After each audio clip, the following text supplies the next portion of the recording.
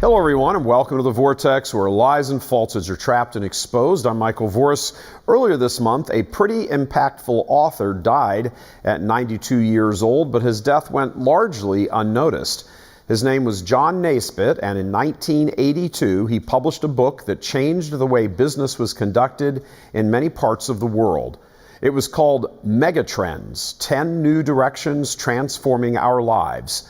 He'd researched the book for nearly a decade, and in it, he traced giant themes, mega trends of cultural and attitudinal changes that Wall Street sat up and paid attention to. Naisbitt's insights, his notion that the direction of the world collectively can be discerned by tracing certain major barometers, may seem somewhat passé now, or even obvious, but in 1982, it was groundbreaking. Still, the idea of trying to look into the future based on giant trends or megatrends is lost on a large number of people. So when a study or a poll or some intense research is published demonstrating what amounts to a megatrend, it really is surprising how few people actually take note. Here are two societal megatrends, for example, both pointing in the same direction, and for believing Catholics and men of goodwill, that direction is the wrong direction. The first is the drop-off in organized religion across the board. A couple of weeks ago, Gallup Polling published a comprehensive study which concluded the practice of religion across the board has now sunk to below 50% in America. Specifically, only 47% of Americans had official membership in a church, a temple, or a mosque.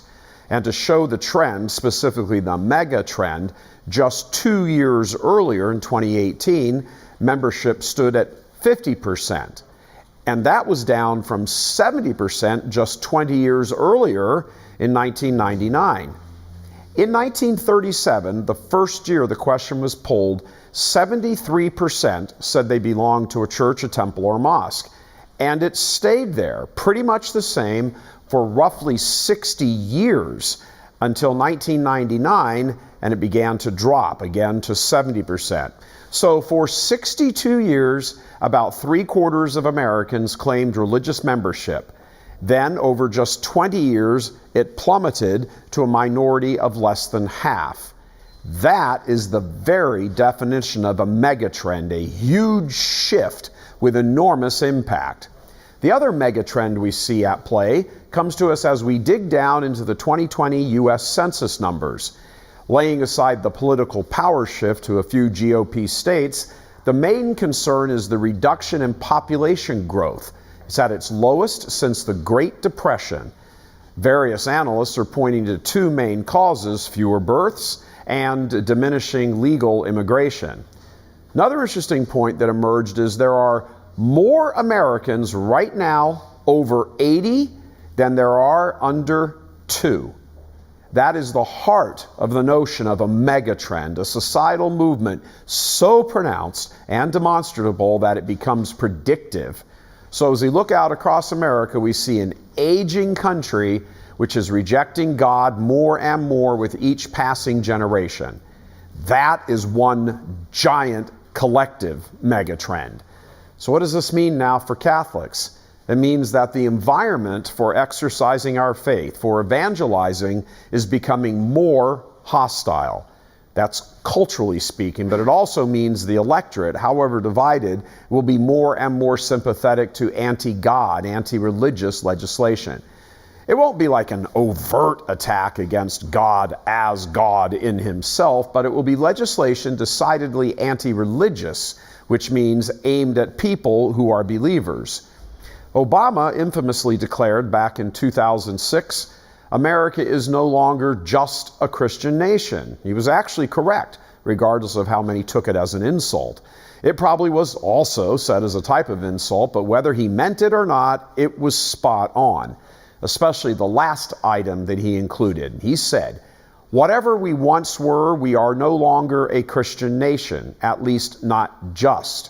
We are also a Jewish nation, a Muslim nation, a Buddhist nation, and a Hindu nation, and a nation of non-believers." That was in 2006. Now, in 2021, a generation later, the percentage of Americans who identify as having no religious affiliation has jumped to the top of the pile, eclipsing Catholics and evangelicals. There are many ways to go at all of this information. We can and should ask what went wrong here, but we also have to ask what here from now? Some things we will not be able to control. Some of the effects of all of this is already in the pipeline, and it's going to have to pass through, and we're going to have to live through it. But it should also serve as a giant wake-up call that individual Catholics need to start turning things around in their own orbit. While megatrends make mega headlines and point to powerful forces, they did not emerge from nowhere. They are the culmination of many forces at play, which causes certain trends to then be set in motion. If the bad trends are not defeated early on, well, they gather steam. However, it's also the case that good trends can be produced, but it will always be an uphill battle. That reality doesn't excuse us, however, from working to produce good trends. It just makes us approach the reality of it from a sober point of view. Ultimately, world trends impact eternal salvation, and that's what we care about, as we can see with the rise and now the dominance of the irreligious. We can no longer, as Catholics, live on the fumes of prior centuries and generations, because even the fumes are almost gone. We need to understand where we are, how we got here, and what we need to do now. If that seems daunting, well, consider what the apostles saw when they stared into the depths of the Roman Empire. And yet, you have your faith because they did exactly what had to be done. This is now our time, and the sooner we embrace this, the sooner we can begin a Catholic megatrend. That's what our blessed Lord meant when he commanded we go out and baptize all nations. God love you. I'm Michael Voris.